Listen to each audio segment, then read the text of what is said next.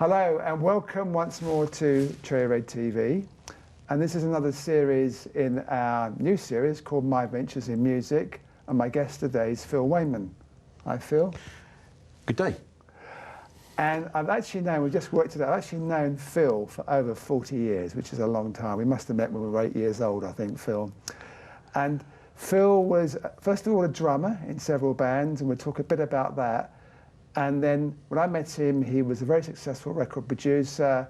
He produced The Sweet, most of their big hits, the Bay City Rollers, most of their big hits, and other people, including the Boomtown Rats' biggest hit, I Don't Like Mondays.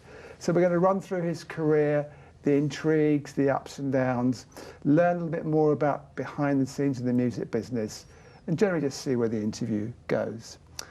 So the first thing, I spent a bit of time, what I didn't know, I researched on the internet, and the first thing I found out is that you actually had a rough childhood, and you left school at 15. Correct. And left home at 16. No, I left home at 15. 15. I was gone, okay. yeah. And all you had was a drum kit, basically, and you had a van? Yeah, I had a minivan when I was 17. Okay. But yeah, I kind of had a bit of a wicked stepmother. It's the old story. Yes. So I had to leave home. Yes. And you went off touring in US bases in Europe as a drummer? France, Germany, Italy. Yeah. So how did you learn to become a drummer? Well, 13 I got a drum kit. My father, my mother died when I was 10. My father wanted me to play an instrument, and I was offered a guitar. I didn't fancy that. Then I was offered a piano. I didn't fancy that. And I realised that I actually could play drums because I played in the school band, in a little marching band, and I could play with the little sticks on the little tin drum. And I said, you know, Dad, I really fancy a drum kit. He said, right, okay. So I got an Olympic red glitter drum kit for my 13th birthday. And I soon realised that that could be my ticket out of a very unhappy home. So it was a question of not trying to be good. I had to be good. So I actually really, really knew that was my, that was my way out. So yeah, I practiced day and night. So did you have a teacher, or you just practiced yourself? Well, no, I practiced myself, and then I met a guy that was in a professional group, and he told me how to set my drum kit up properly, because it wasn't even set up correctly. So he showed me a few things, and then I kind of got my father to sponsor me for some drum lessons, and I went to a guy called George Fearstone, who was in Finchley. I had a couple of lessons with him. He told me that I shouldn't bother really. I then went to another drum teacher who was Tony Meehan's drum teacher, and he more or less said the same thing. Isn't it don't bother. Isn't it interesting? Don't bother. Yeah. And then I was introduced to really kind of like my future mentor.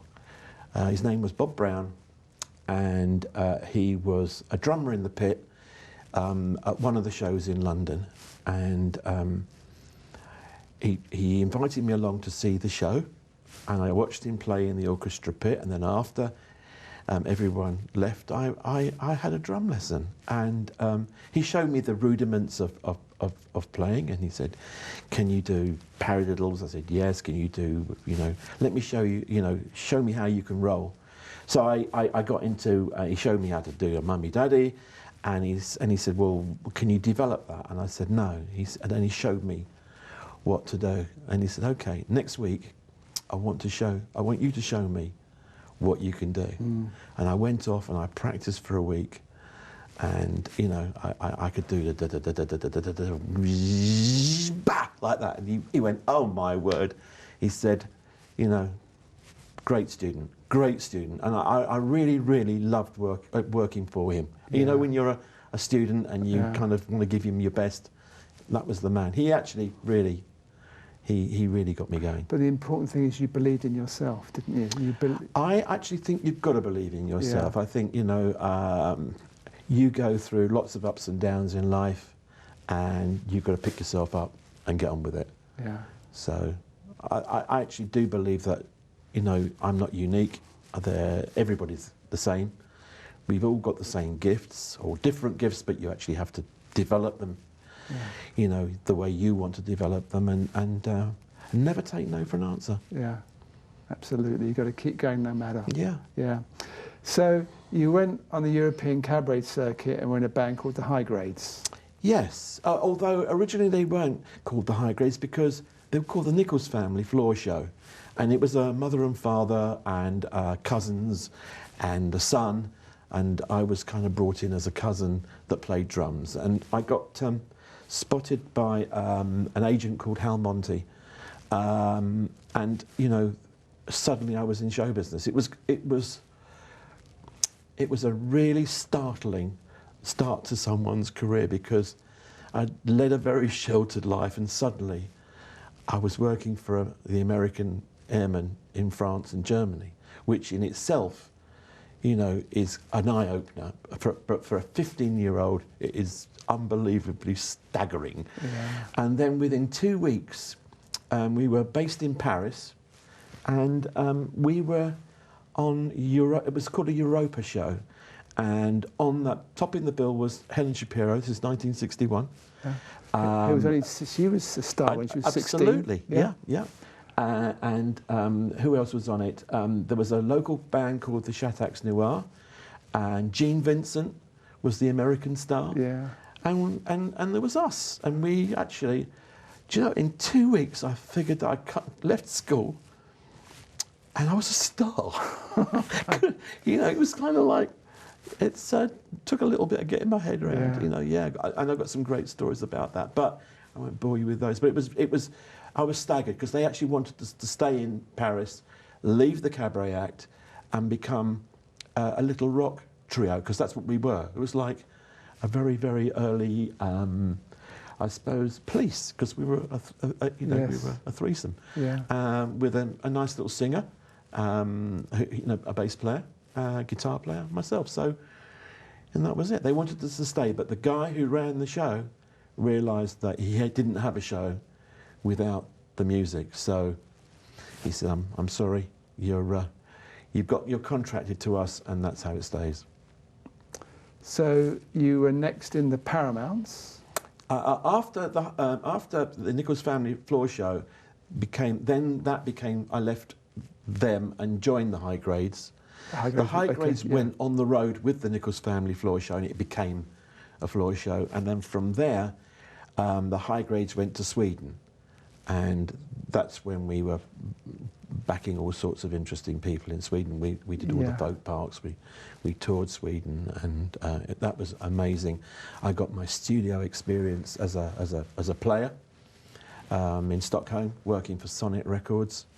They actually took us off the road, because we were a pretty tight little English band, and everyone in those days in '63 wanted the English sound, and so we were working as studio musicians. And funnily enough, Benny from ABBA was our kind of keyboard player, so I did quite a lot of work with Benny. And our bass player, Mike Watson, then went on to join ABBA and played on all their records and toured with them. So there's a little mix there. So that was, you know, and he turned out to be, I think, one of the finest bass players I ever worked with. But when I first started with him, he was pretty average, but he actually went to the Royal Academy. Again, didn't give up. He believed in himself. He went in there and he wanted to be the best. And he came out absolutely gleaming. He was spot on. Yeah. Then how did you get from there to the Paramounts? I came back to England. Do you know what? I was listening to the Radio Luxembourg one evening with a very nice Swedish lady, and I thought to myself, you know what? I don't want to stay in Sweden. I'm listening to You Really Got Me by the Kinks. 63 again, wasn't it? Yeah. And that was kind of my calling, because I thought, this is not going to happen in Stockholm or Sweden. This is happening right now in London. So the following morning, I told the band, find a replacement for me. I'm here until there is a replacement, but I'm going back to London. So they took a couple of weeks to find someone. I briefed him on, you know, the whole set, and I came back to London and I went to Jim Marshall's in Hanwell, looking for jobs, and they said, you know, there's a job. Paramounts are looking for a new drummer, and it's at the Two Eyes Coffee Bar, and auditions are. Because they'd already had a hit called Poison Ivy. Yeah, and a Little Bitty Pretty One. Yeah. And when I got there, I actually didn't get the job. A guy called Mickey Underwood got the job. And I was kind of a little bit, you know, win some, lose some. And I had this enormous drum kit. It was like 2 bass drums and 2 small tom-toms and 2 floor. It was just huge. And the boys were intrigued how I could play it, but they didn't hire me. They hired him. And I thought, you know, okay, fair enough. But later that week, after they did, I think a Friday, Saturday, and Sunday with him, I got a call to say they'd like me to come down and spend the next week rehearsing with them for the following weekend, and I got the job. It was an experience I'll never forget, because it was all about musical discipline. I'd never had musical discipline before. I'd always had a little bit of freedom. But Gary Brooker ran that band like a sergeant major, and if it wasn't in rehearsals, beat for beat, right, Robin Trower said, he'll fine you. Yes. So I said, okay. And I kept it absolutely as we what rehearsed. A band. Gary Brooker, Robin Trower. Yeah. Yeah, fabulous. I mean, was Matthew Fisher on keyboards? No. We had a guy called Diz playing bass. Yeah. And we were the Rolling Stones' favourite band. Yeah. And it was, I'd never heard of James Brown before. You know, I was a Shadows man. I'd never never played R&B. And it was, you know, it was a real musical education. I loved it. Absolutely loved the music. Anyway, moving on, which I have to do, I'm afraid. They became Procol Harum, and of course had huge success. Sure. And then you were briefly with a band called The Quotations, and you had a minor hit with Hear Me, a Drummer Man. Yeah, but that wasn't with The Quotations, because Gary and I used to fight a fair bit. This is Gary Brooker. Gary Brooker, you know, who had the bed with the light. Yeah. And we would have a little roll around the floor. You had real physical fights? Oh, yes. Really? Yes. Oh, yes. Yeah. And in the end, I kind of got fired for speaking up. And that and a few ticks in the petrol book that weren't kind of legit, because I used to sneak out there and tick the petrol book. And he knew it wasn't, you know, they weren't genuine because it wasn't with his pen. So it wasn't the same colour as the genuine petrol book. So he knew it. So anyway, we move on. I left the band, told them that I was going to go off and make some drum records. And of course they thought that was hilarious, you know, it's going off to make drum records. Well, I had already written Hear Me, a Drummer Man. And I just went off and demoed it. And took it to EMI, which was my record company with the Paramounts, because they were on Parlophone. And I took it to Columbia. And I got signed as a solo artist. Well, just, you know, when you dream the dream, I pulled it off. Yeah. I took them the demo, and they went, yes, Phil, we would like to sign you. I think I was 17. Yeah, so... we went to Abbey Road Studios, and we re-recorded it. And you know what? It wasn't as good as my demo. So we went in again to Abbey Road Studios and did another version of it. And this time we had Norman Smith, who was the Beatles engineer that used to work with George Martin. And he heard the demo and he said, oh yes, he said, I know. And he said, you know, I think we can do something about that. So we went in and played it all over again, and yes, it was much better. And out it came. And there were lots of people in the industry that kind of went, you know, that's great, we love that. And it really kind of was a bit of a tribute to Sandy Nelson, who, again, was a mentor of mine. But it was kind of singing. It was two black girls singing the lyrics, and it was a drum thing, and a bit more singing and a bit more drumming, and, you know, and hey, I did Ready, Steady, Go. Yeah. And I thought, again, you know, this is it. I'm on my way. It didn't quite make it, but what happened was my phone rang a lot for different bands, and then I became a session musician. So, you know, I had my own band that was on the road, and we would be backing Jimmy Cliff. Then we would be backing anyone that came in from America. So But you met Chris Blackwell, didn't you, in a club? I did, yes. And that got you into that whole island thing. Yeah. Yes. I had my own band at Dolly's club, and Chris came in. I hadn't met him before, and we, you know, he said, "Is this your band?" And I said, "Yes, my band." He said that he's got this connection with Jamaica, and he's bringing an artist in that called Jimmy Cliff. Had I heard of Jimmy Cliff? No, I hadn't. And he said, "Have you heard of Island Records?" I said, "No, I haven't."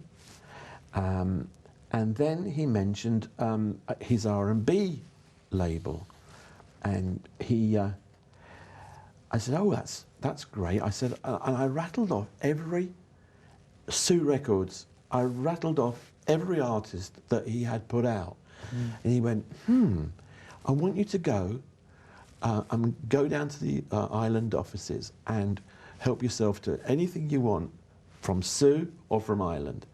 He said, "And I'd like to know whether you'd be interested in backing Jimmy Cliff. But we've also got Millie, and we've also got Jackie Edwards, and we've also got Owen Gray." This was kind of like his stable of reggae artists. Although Jimmy Cliff wasn't a reggae artist in those days. He was an R&B singer. You know, I was doing James Brown with him, and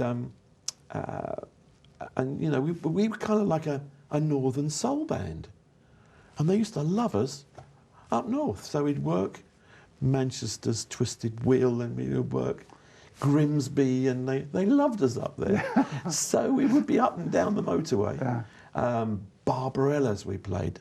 Lots and lots of the northern clubs, and we were a really, really cooking little band. Yeah, it was amazing, absolutely amazing.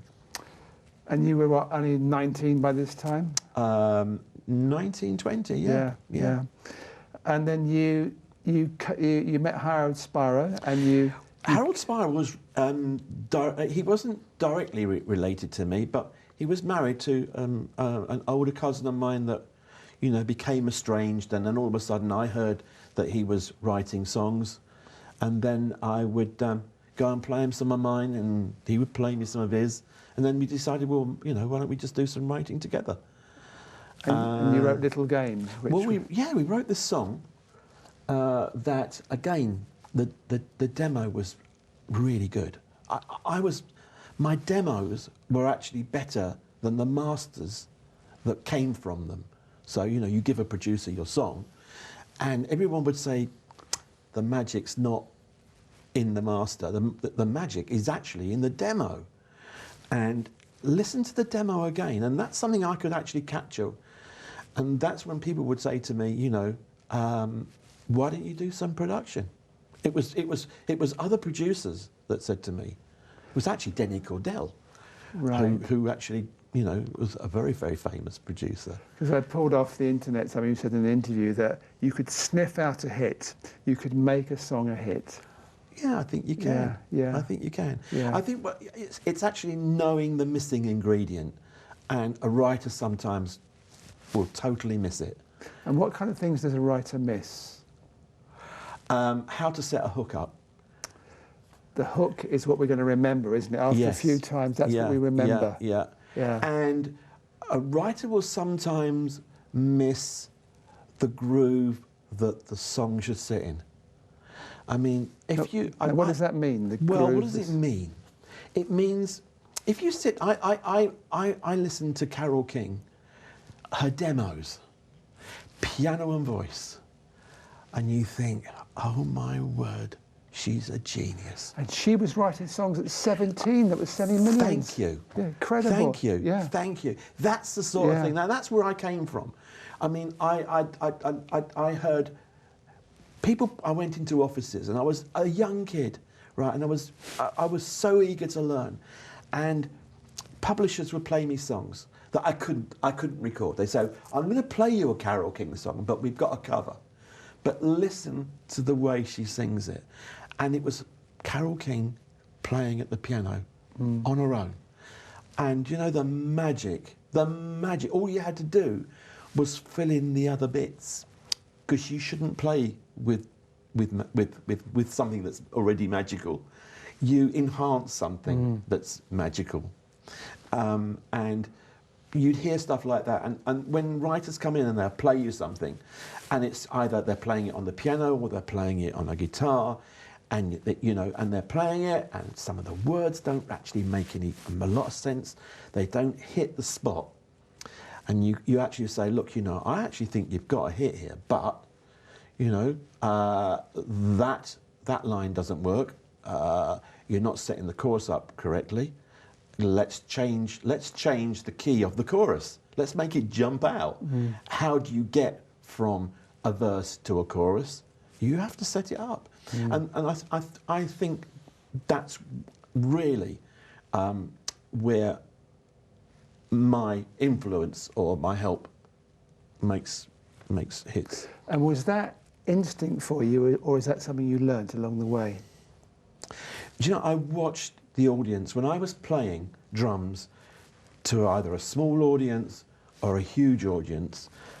I'd watch the reactions, and if you've got them really going, you think, well, hang on a minute, this song's a great song. We're playing them a great song. And when you see the floor empty, you're playing them something that they don't like. So the trick is to keep the crowd jumping. Yes. And I think that I learned from my audience when I was a drummer, and I learned what got the place jumping. And it would be me and the bass player, and the bass player would say to me, "We're cooking tonight." And and it's the job, it's the engine room of a band, of any good band, is the drummer and the bass player, and the rest follow you. And if you've got that, that's the magic. It's just you, the two of you, and you watch each other. And if you see bass players not watching drummers, or vice versa, you know that there's something not quite right. You always have to watch the two work together. That's a little bit of magic. So the next significant thing was Sweet Shop. Yeah. So how did that come about? Well, I'd actually was doing lots and lots of session work, and I was working for all the record companies, a lot of producers. I was learning about production by being a nice little drummer, and they would say, "Phil, how would you see this happening?" And I would make a contribution. And I really believe that that's what a good session player or a person that wants to help makes a contribution. And I learned a little bit about producing. Never really got, both feet in the water. But then I got a chance to work with this little band from Ruislip. And I was working for a music publisher called Robert Mellin. And I used to share a desk with Paul Nicholas, the actor Paul Nicholas. And he wasn't called Paul Nicholas when I originally knew him. He was a singer with Paul Dean and the Dreamers. And we would do Burton's Cricklewood on a Saturday night. They would do probably 11 till 12, and we would do 12 till 1. And then they'd go back on, and that's how the evening went. It was it was actually a bit of an Irish fight to music, but it was a great place to play. And so I knew him from those days. And of course, when I turned up at Robert Mellin and he was there, he went, "What are you doing here?" I said, "Well, I could ask you exactly the same. I wasn't expecting to see him and he wasn't expecting to see me."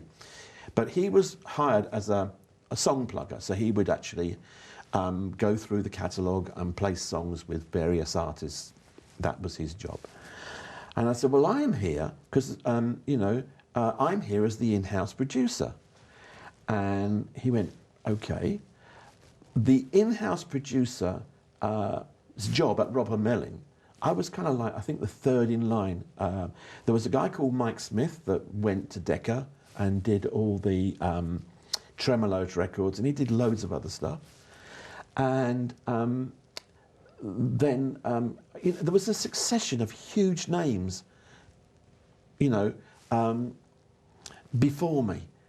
And these were kind of like really large boots to fill. Yeah. And he said, "Well, let's try and work together." I thought, great. It beats arguing about the phone, who gets the phone. It beats arguing about who gets the top drawer and who gets the other drawers, because that's how it kicked off. He said, "I've got a little band from Ruislip. I want you to come and see them." So we went down and they were rehearsing, and I went in to look, and yeah, it was Sweet, but they were called Sweet Shop. Yeah. And they did the most amazing Motown medleys. And I actually went to a few of their gigs, and they were really, really tight. I mean, all the harmonies were there. The rhythm section was very, very tight. A good little band.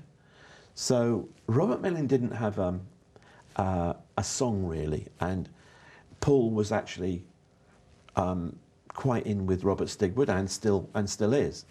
And he would be playing me songs, Bee Gees songs.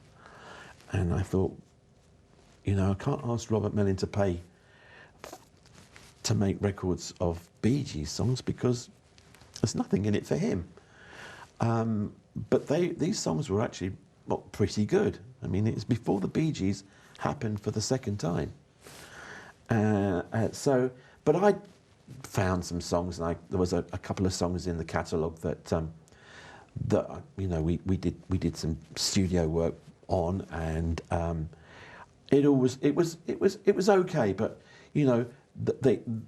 we did one deal with Fontana Records, a guy there called Jack Baverstock, who was really a really good man in the industry. I mean, he signed so many hit bands, and I used to sit in the queue outside his office, and I used to watch Chris Blackwell come out with a red face, but I would hear. Isn't that interesting? So he's in this position of power, A&R man, presumably. Yeah. And you have to sit in the queue. You go in. Yeah. You play a demo or whatever. Yeah, that's right. And then you either get a green light or red light. And people would come out. I saw Chris come out with a red face. Jerry Braun. I would hear maybe 30 seconds of "Come On Without You, Come On Within," and it would suddenly go off, and then there'd be a bit of shouting, a few doors slamming, and Jerry Braun would come out with the tape under his arm and a red face, and he would go. Then I would This is hear... the Mighty Quinn? Yes. And it was rejected? Well, the first mix was rejected. He didn't like it. Okay. He didn't like it. Yeah. And Jack would reject everything. Who else I saw come out? Steve Rowland, who was a producer. He was producing Dave D, Dozy, Beaky, Mick and Titch. And I would hear Xanadu, and suddenly it would stop, and I could hear Jack tearing into him, and he would come out red-faced. And there were some huge names that were that were in that office. And of course, when it came to my turn, and I had this little band called Sweet, and I went into him, and I was absolutely trembling. Because this guy, I thought he's going to chew my head off. Well, he didn't. He said, "So what do you think of that lot? How long have you been out there for?" So I said, "Well, I've heard it all." And he went, "Right," he said, He said, I want you here. He said, I want you to remix Dave D, right? I want you to do this. I want you to do that. Yes, I said, Jack, I can't do it. I said, I'm just not experienced. He said, no, he said, you're going to be all right. You can do it. So I actually passed on Dave D, but he signed Sweet and put the record out. This is Slow Motion, was it? Slow Motion, yeah, absolutely. And they played as a support band at my wedding in 1969 to a trio. And the kids loved them. The kids were rocking about, but the mums and dads hated it all. Yeah. And and my father-in-law, I'll never forget, he says, go and take a long pee, go on, and let the kids enjoy themselves, because they were all with their fingers in the ears. And then when I had my first hit with Sweet, because I actually went and got them back because they signed to somebody else. Yeah. They all said, oh yes, we knew that band were going to make it. We always knew that band were going to happen. So yes, and I did. I lost them to Air London, which was George Martin's company. And the first hit was Funny Funny. Well, is that right? That was with me, but I mean, they had, I think, 3 other records, turntable hits. Right, but I mean, the first proper hit was Funny. John Burgess produced them at Air London. Right. And then I had to sneak in because they had signed to Air and hadn't had any hits. And I said to them, I've got some demos of some songs written by 2 writers that I'm involved with. So they were, this is Chin and Chapman, but they were unknown at the time. Yeah, everybody was unknown. Yeah. And I said, why don't you come to the studio, teach you the song, okay, and we will not break your contract. I'll pay you a session fee. And if you like what we can do together with this track, because the track was already down, Mike Chapman had already sung it, we'll talk about it. If you hate it, then we'll go our separate ways. But my first meeting with Chin and Chapman was to talk about the chart. When we met, I'd already been trying to write songs with Nicky Chin for about 6 months, and we absolutely drew a blank looking at each other. And then he said, I've met a waiter at Tramps, and he's got a very expensive guitar. It's got a Gibson. And he was in a band called Tangerine Peel. So I said, OK, we'll fetch him in. And they had written a few songs, and, they were all right. But then they brought something in, and I thought, this is quite interesting. And one of those songs was Funny Funny. So we went in and did a demo of Funny Funny. And Mike did all the voices, and I mixed it up. And it sounded pretty good. But we didn't have a band. And I said, wouldn't it be great? Wouldn't it be great if we had a band, that we could, it would be our vehicle. And, I had briefed them about, the Arches. We had a big hit with Sugar Sugar. Sugar Sugar. Yeah. And I said, do you know what? They have got a great song, no artist. Right? We've got an artist and we need a song. So there's the gap in the market. Why don't we do, a Sugar Sugar? Let's do a little pop version. And that's what Mike came up with. He came up with Funny Funny. So you, in effect, gave him the kind of the inspiration or the basis. But we used to do this all the time. This is what we used to sit down. This was kind of like, it was a production meeting, like in today's terms, when you're making a movie or you're making a TV series, and you talk about where the story grows, how it grows, and what happens, and the characters change, and that's, again, I see that as my job. It's career building, and it's talking to the artist about their development. And I watched the Beatles do it, and I watched what other artists do. They kind of lead, if you like. They leave their followers, their fans. But with the Suite, what was happening was the first certain Funny Funny and other hits, they weren't playing on the records, were they? I played on their records. You just had basically Brian Connolly singing. Well, no, because the boys were very, very good singers. So they were harmonising. And the first records, were made like that because they were made on a budget. Yes. And the boys, although they were musically good, they weren't great and they weren't quick. Yes. And we went in and we would do an A-side in a couple of hours. The track would be done. You know, a few overdubs. We get the boys in, do all the backup voices, a few overdubs, lead voice, mix, and in a day, we were finished. So then I'd go to a little studio, and the boys would let rip with their guitar riffs and what have you, and their Deep Purple type B-sides, because that's... Yes, so they did the B-sides, yeah. but they weren't and actually then they playing let rip those. with Yeah. that, and you know. Yeah. And then I was threatened with a walkout. And he said, if we don't play on our own records, Yeah. we ain't going to turn up. But you have to understand their point of Fair view. enough. So I said, okay. We got to a point in the career where we had success, so it didn't matter. You had Funny Coco, Papa Joe, and Little Willie Wigwam Band. They're all big hits, Yeah, weren't but they? Wigwam Band they played on. They did. That's okay. right. There was there was a mutiny threatened. Okay. And the mutiny was, let us play. So I said, okay, if you can do it in the same time, then it's good for me. Yeah. And they went in there, and they were angry. They were angry. They were upset at me for actually saying that I was suppressing their talent, and they just wanted to show to me that they could do it, and they could do it better than me. And when they went in there, they went for it. They really went for it, and I said, "Okay, all right, So you win." So they delivered. They did. They delivered 110%. Good for them. Yeah. 110%. And it was a good wind up. It was a great wind up, and that's what the boys and I actually had. I think they all really wanted to show me, But we you can see, do it. they had the same determination Absolutely, as you, yeah. because they wanted to succeed just like you did. Yeah, absolutely right. Yeah. And I think that's what rock and roll is kind of. It's about succeeding. It's about moving boundaries. Yeah. Well, we'll move on to a band a bit later who a great example, actually more determination and talent, but we'll come to that a bit later. So you also did you produce Blockbuster and Hellraiser, the really big And hits as well? Ballroom Blitz. Yeah, because they were #1 singles. Yeah. Not only Yeah. in the UK, No, but no, across they the were world. they were huge. Yeah, they were Yeah, huge. Yeah. yeah.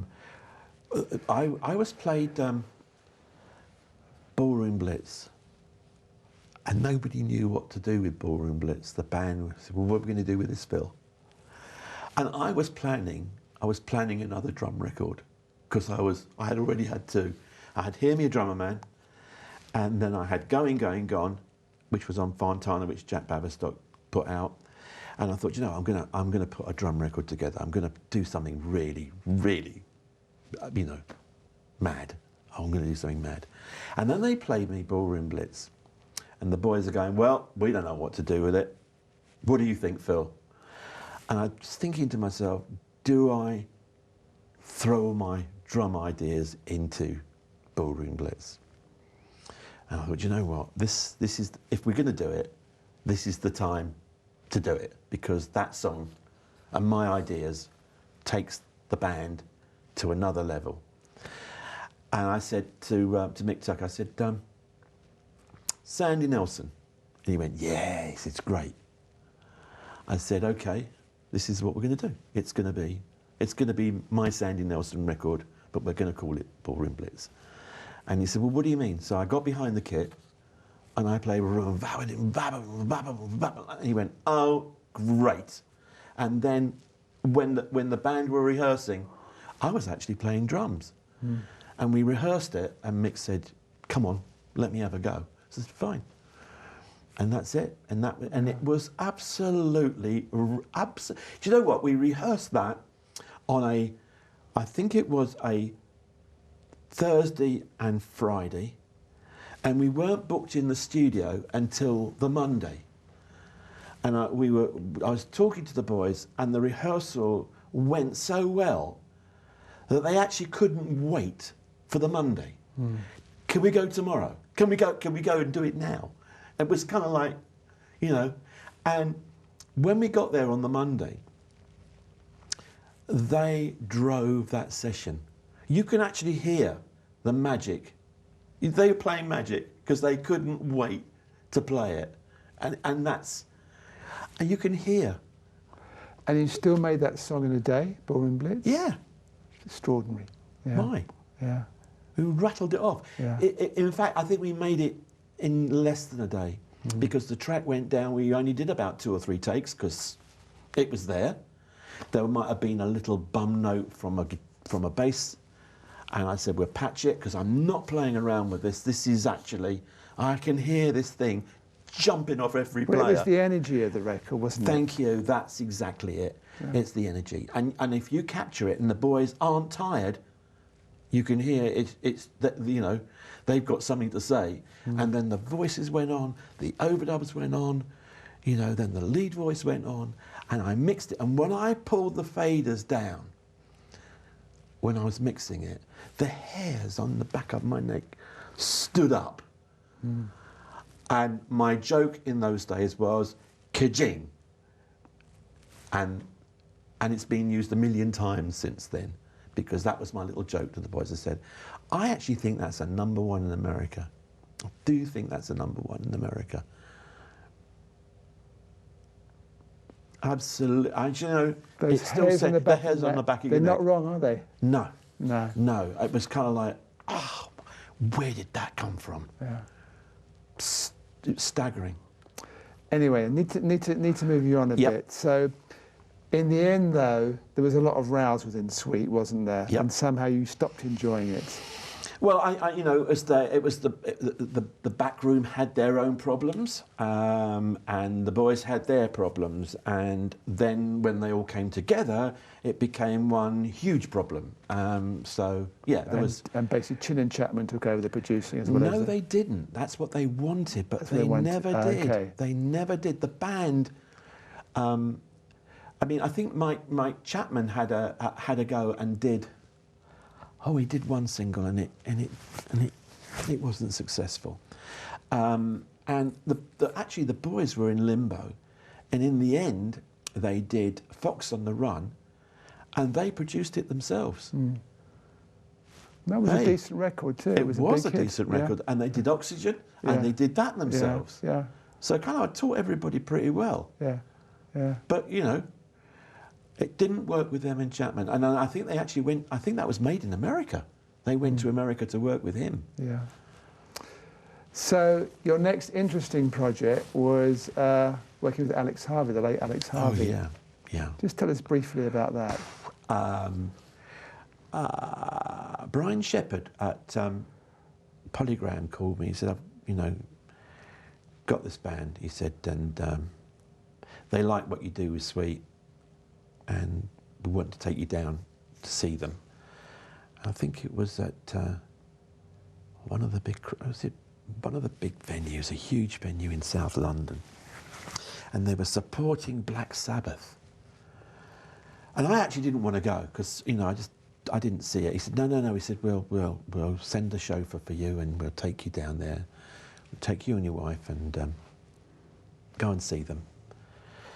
So I stood there, and there's a Black Sabbath crowd, and just thinking to myself, they are going to die because they are not here to see Alex Harvey. They are here to see Sabbath. They want to see Ozzy. Yeah. Absolutely. Yeah. So they came on, and they got to their second number, and they've stopped shouting for Black Sabbath. They're kind of, he's really gone.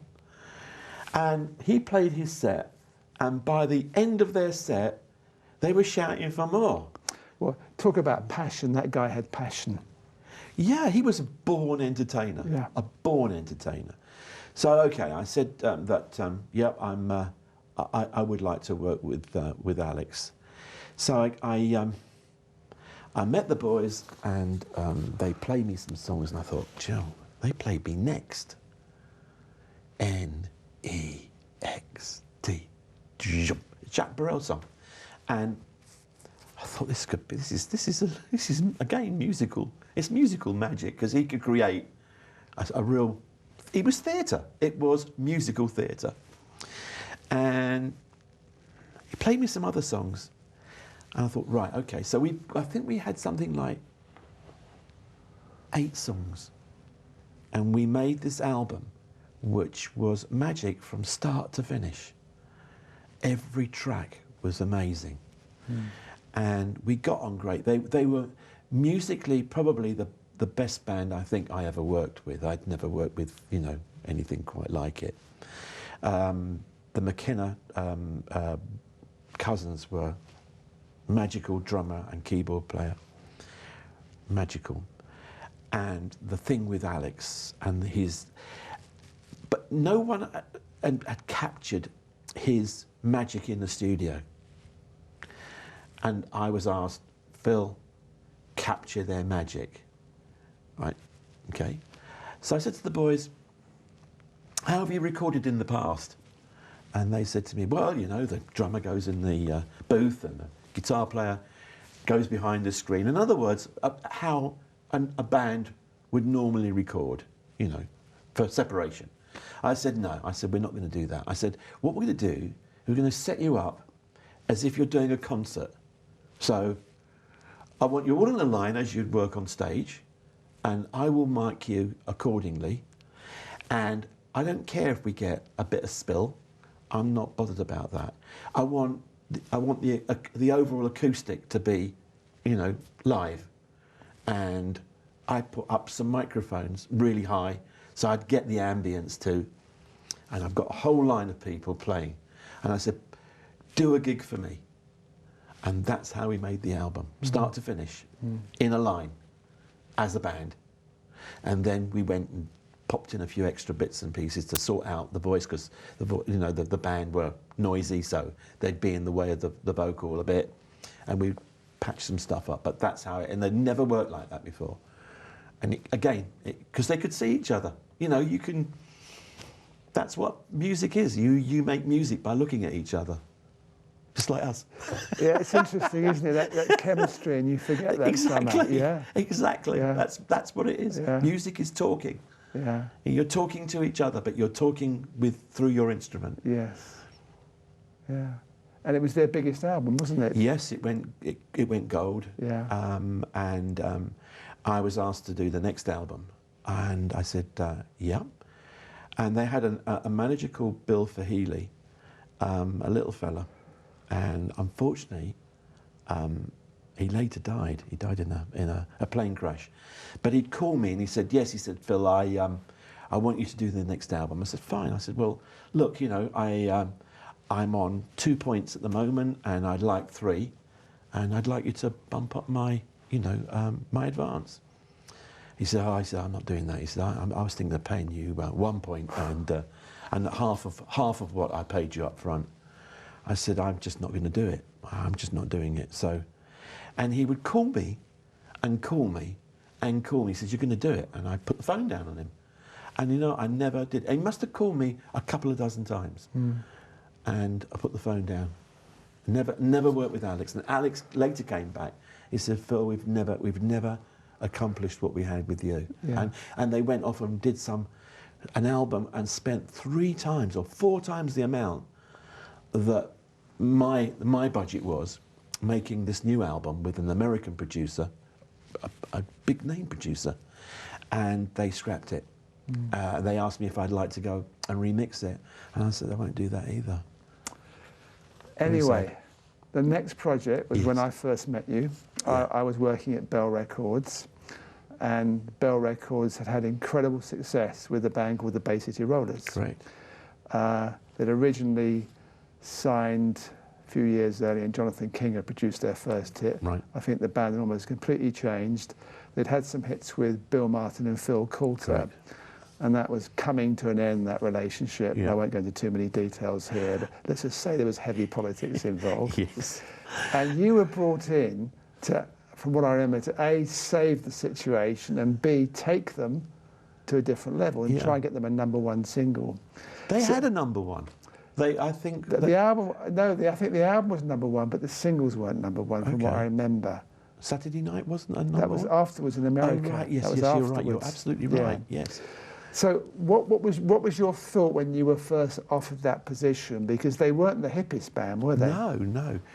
I don't think anyone else would have taken it on, because my brief was, Phil, they are getting such bad press because there's been fights, there's been people were shooting at each other. There was all sorts of stuff going on. It was not nice. And they had to play on their own records because they'd now, the word had got out that they hadn't played on their own records. They were same just singing. thing as the early days of Sweet, yeah. So the brief was, they have got to play on their own records. Right. Can't be that bad, can they? So I went to Scotland and met up with them in Edinburgh, in a little studio in Edinburgh. And I got there early and I went out and I bought myself a tartan bow tie. Right? And I went in with my tartan bow tie. Yeah. And they thought it was funny. Okay, fine. And they said that they'd written, you know, a couple of songs and would I be interested to have a listen? And I said, yeah, let's have a listen. And I said, yeah. And I started to realise that, you know, this is going to be this is a tough job. This is not an easy job, getting them in tune and getting them to play together and getting them to look at each other, you know, and play as a band. Well, okay, so we went in, we did some demos, and they're sending me up, you know, the bow tie bit, the shoe size, you know, the whole thing about, you know, and they wanted to see how much fun I was, especially Les McEwen and Eric. Somehow there was a bit, there was a little bit of a thing going on, and they wanted to see whether I could be one of the boys and whether they could have fun with me. Are you with me? I wasn't just a strict guy that went in there and said, "This is it." You know. And we had a little bit of a laugh, and I thought, you know, all the jokes right now are on me, and I figured, right, okay, Les, I want to see if you can take a little too. So I said, and he's putting his voice on, and I said, Les, you know, you kind of. Your voice is, you're just a wee bit flat. What do you mean I'm a wee bit flat? I said, just a wee bit flat. A little bit under the track. So he said, I said, I do have an answer for it. I said, but you're going to have to bear with me. I said, okay, fine. So got the engineer. I said, I want the microphone higher. And I said, Les, I want you to stand on that chair and sing into the microphone. So up he got, right? And we went into the studio, and there he is. He's on a chair, and the microphone's in the air. And we played the track, and I said to him, okay, Les, it's much better. I said, actually, you're just a wee bit sharp. Can you bend your knees a bit? So people then started to realise that this was my little joke on him. And that's when, you know, we were cool. Oh, interesting, isn't it? Yeah. I got the gig. You got the gig. Yeah. And you ended up writing a song with Johnny Goodison, your friend Johnny Goodison. Yeah. Well, actually, they wanted songs, and John and I had been we had created Big John's Rock and Roll Circus, and it was a conglomerate of studio musicians, friends of ours, and John and I would write maybe 15, 16, 17 songs, go into the studio and put the tracks down to maybe 10 or 15 of them, the most popular ones, and finish off 12 of them. So we'd always have more material than we needed, and, you know, if you like, again, it was a way of a vehicle for our material. So Big John's Rock and Roll Circus, and we kind of recreate old songs from, you know, the Everly Brothers and stuff like that. And we would do them very, very similar, in a similar way, similar vein. Buddy Holly, you know, they were all on this album, kind of like rewrites. You say, I know that song, but it's not quite the same. And the boys got to hear some of these songs, and they said, oh, we'd like to record that, and yes, we'd like to do that, and can we do that? And we had Bye Bye Baby. Tam played me Bye Bye Baby. Tam Payton, the band's manager. Yeah. And he said, Phil, what do you think of this song? And I said, yeah, that's a smash record. He said, I know. I said, but that record, and it was a band called The Symbols, but it was originally recorded by the Four Seasons. The counter harmonies and the harmonies and the voice and everything, it's like, you know, it's a big step, and it's a dream if I can get the boys to play that. I mean, it really is. And he said, well, he said, let's give it a go. And it really did take some doing. I mean, you know, the boys played everything. I put them down to a click track. And, you know, so we knew we were always in time, because the boys would actually, they would tug at it a bit, and then they would push it a bit. So it was kind of like, it was never, anyway, I gave them a click to play to. And that click actually saved me months of work. And you say months because remember, these are harmonies and counter harmonies going on. And there's climbing harmonies, and there's other harmonies, and there's long notes, and there's, you know, it's unbelievable how much vocal. Now you're talking about the Four Seasons, who are Four Seasons are geniuses when it comes to harmony. Okay, I've got the Bay City Rollers. It's not quite the same. So we did one chorus, and this is a new thing I tried, and it worked. We did one chorus that was perfect. And I figured, if I can spin that chorus out from the multitrack onto a 1/4-inch tape, so all the voices now, we've bounced all the voices down, so all the harmonies are in stereo, and we're holding pencils. So the actual control room has got a big, huge tape loop of Bye Bye Baby going round it. And all the boys are holding these pencils with the tape going round. Now, the machine is in this loop too. So the machine is actually driving the loop. And if it's recorded on that machine, it will play back at the same pitch on that machine. And if you play them in sync, so you play the 1/4-inch in time with the multitrack, and you know, you have to work it out, the time it takes the loop to speed up to the right speed, you can actually re-record that loop again and again and again. And the boys were just sat there holding these pencils, watching Bye Bye Baby going round the room. And we were actually creating what I called a schmites. It's kind of like a cheat. And you're kind of cheating because they didn't do it more than once. They only made the chorus the once. Yes.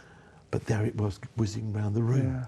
Yeah. And the engineer said, I didn't think that was ever going to work. It's never going to work.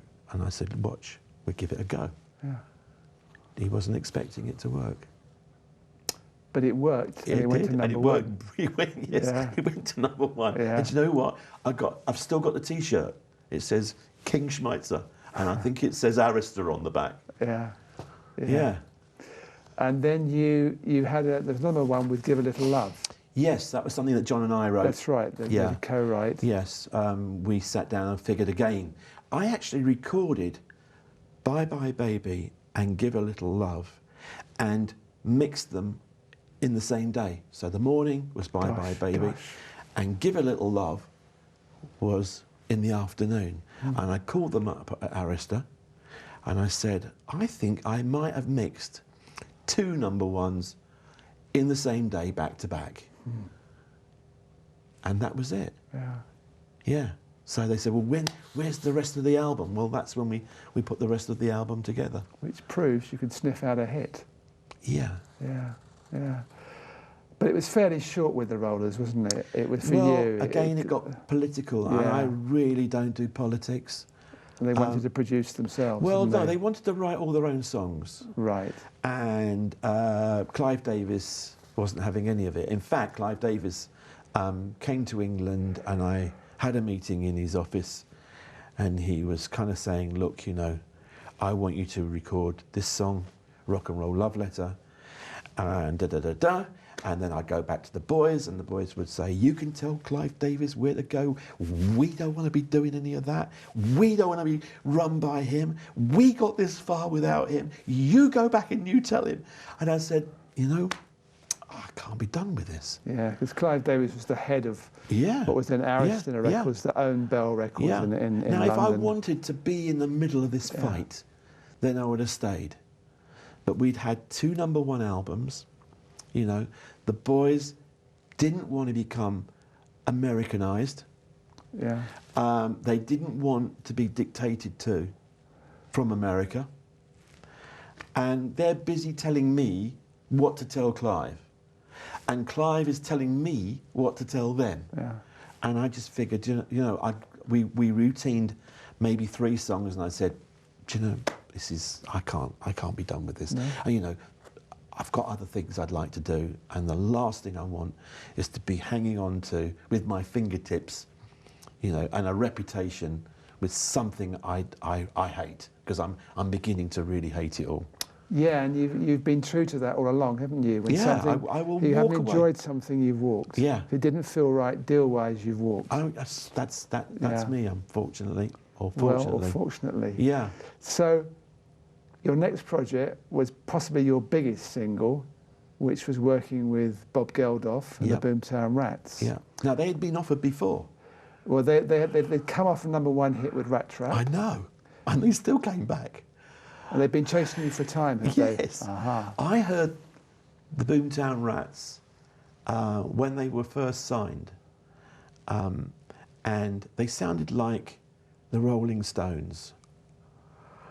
And I said, well, I had my own label then, and I just figured, well, do I want to be making Rolling Stone records? And I took a pass. And then they went off and had this huge hit with Rat Trap. And then I got a call to say that they've got a song they want to make a record of. He said, but there's been a couple of other versions of it. And they said, do I want to hear what's been and gone? And I said, no, I never want to hear what's been and gone. Play me the demo. And they played me a demo of them doing something live on stage. Again, it was piano and voice. It was Carole King again. You know when you got piano and voice and there's a whole lot of magic? Same thing. And I said to Bob Geldof, I said, my word, do you know what you're kidding around with here? I said, you know, this subject, you know, it's about, yeah, he said, I wrote it. He said, I said, it's such, is it still an open wound? Is it still, he said, no, it's a commercial song. I said, okay. I said, it's a huge risk, a huge risk. So just tell us, so we're clear what the, I know the background, but so people are clear what the background of the song is. Well, it's about a student that takes a gun to school and blows half the class away, including the teacher. Because he said he didn't like Mondays. That's right. It was a girl. Why did you do such a thing?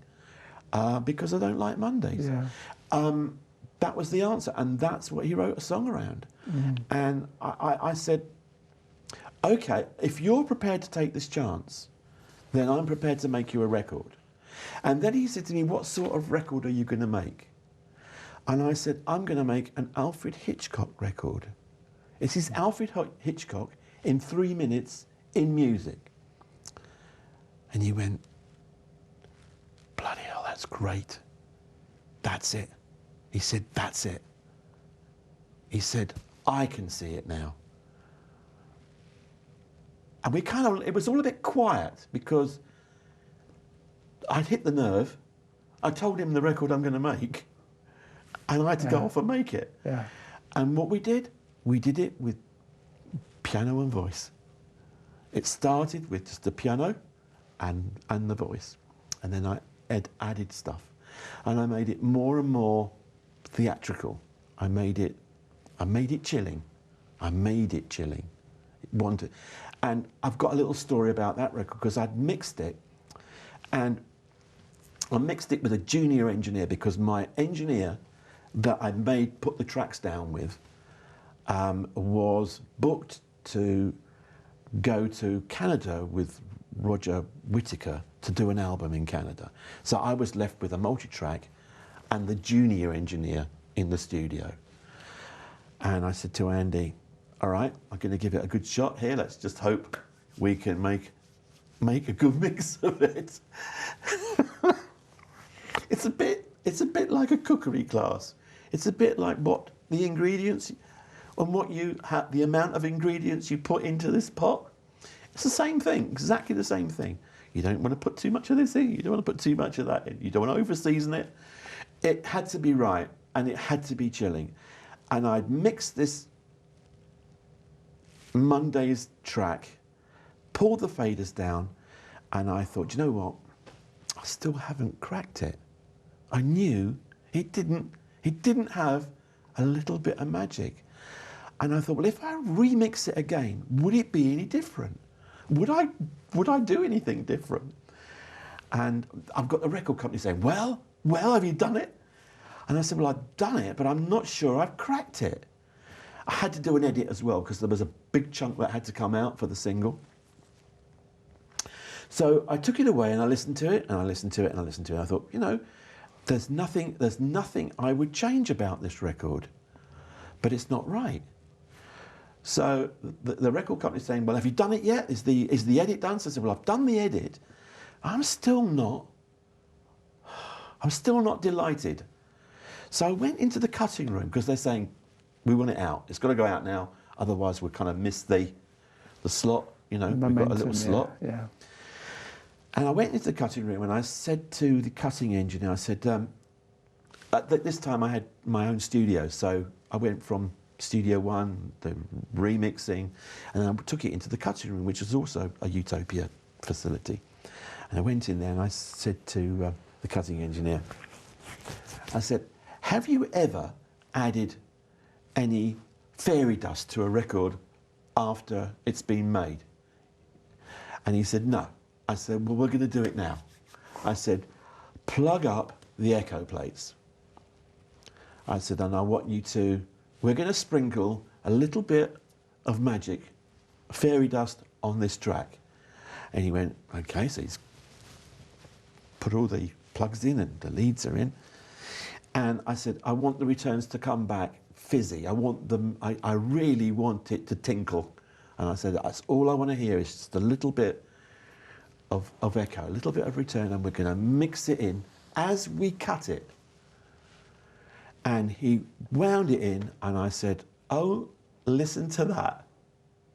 And he said, absolutely spot on, absolutely spot on. So I added a little bit of echo plate to the whole track as we were cutting it, and there was the magic. Interesting. Yeah. Yeah. Not many people know about that. No. But I mean, you know, I knew it was missing. Yeah. So you kind of this magic instinct that you had and you developed over the years, really. I think it's in stronger. I think it's in it, and it happened the same with Papa Joe. There was it was missing something. I'd mixed it, and it was missing something, and I knew what was missing. Yeah. It was a little shaker that was going. It needed a little bit of pace. It needed a little bit more percussion. Yeah. So I put a shaker and I put a floor tom-tom, and I just did and again I said, give me a little bit of fizz, a little bit of, you know, a little bit of fairy dust, and it came together. So you can do a mix, know that it's not right, take another look at it. If you're not going to change anything, if the perspectives are right, the voice is right, the backup voices are right, the bass drum, everything is right, then, and it still needs something else, that's what you've got to find. It's the missing ingredient. It's like, does it need a bit more salt? Maybe a bit of salt and pepper. Yeah. We are over time, so I'm just going to zoom through. In fact, you know, it's almost a good place to finish, because that was, again, #1 around the world. Yeah. Huge record. You worked briefly with Billy Idol, who you Yes, thought Generation looked X. great, but Yeah, it's now famous, that line. yeah. So yeah, well, just tell us the line so it's on record.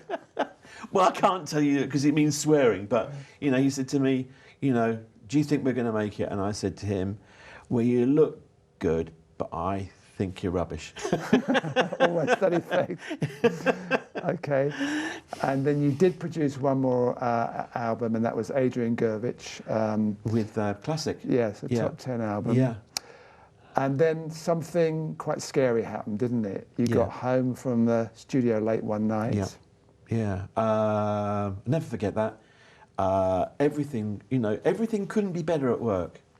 Got home, and there were 6 police cars in the drive, and you think to yourself, well, are my family alive? And I was just absolutely, you know, when your heart jumps into your mouth. I don't know if you've ever experienced that, but I did. And I thought, my family are dead, aren't they? They're dead. And I raced into the house, and there was police everywhere. We'd had an intruder. My wife was bound and gagged. My kids were threatened. They were all threatened. And I kind of wasn't there for them. And I'll never forgive myself for that. You know, I should have been there for them. And that kind of changes your career. You know, you've got one person that actually can do that to a family. I put my family first. Can do that to a family, and then have to rethink your career because you should be there for your family, in good and bad, and I wasn't. So I kind of decided that, you know what, I've had a really good run, and I've had a wonderful career in doing that, and maybe that's the sign. That's the sign to do something different. Yeah, so that was a sign. That's a sign. Yeah, and you know, there are signs. You say, well, you know, maybe it's time for me to move on and do this. And you know, that's what. I wanted to build my company Utopia into something special. I really, really wanted to do that. And you know, as we were talking earlier, if you're paid on every record, if I had been paid on every record I'd sold, I wouldn't have had to borrow money from the bank to do this, or borrow money, you know, for the bank to do that. I'd have actually had the funds to build a really successful media empire. I mean, you know, Utopia Village, you know, it's in Primrose Hill, and that was where, you know, the space that we had there as a property company now. We wanted to. The idea would be to create an environment for media in general. So it would be, you know, the record company, the radio station, you know, the film company, and everything else that is to do with media. It would have given me the freedom to be able to do that rather than penny pinch, and you know, borrow to do this and borrow to do that, and then you get some royalties in. Fight for your royalties. Record companies don't pay you on every record sold. They will, if you don't chase them, they won't pay you. So, and I think that, you know, if I'd have been paid on every record, I wouldn't have had to borrow. I would have had, you know, if you like, the funds to do what my vision was with the company. Yeah, and again, that's something that I do have. And in those days, I had unbelievable vision. You know, I could see where this company was going to go. I just needed the funds to be able to do it. And in those days, I had long black hair. Now I've got short grey hair. The banks will loan you the money. Yes. But in those days, I was an upstart. Yeah. And, you know, why take a risk on a young upstart? Anyway, Phil, you did fantastic for a young upstart. No, you did fantastic. You followed your instinct. You had the courage to do what you loved doing, and you've still had a pretty great life. I've loved every minute of it. Yeah, every minute. And you're of still it. very happy with your wife Oh and your yes, family. So it was the right decision. 46 years. Yeah. We're actually in our 47th year. Fantastic. Yeah.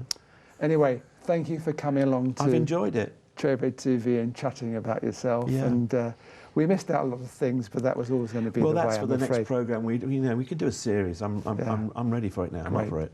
Good. Thank you. All right, thank you. And thank you everyone for watching Cherry Red TV, and hopefully we'll see you again soon. Goodbye.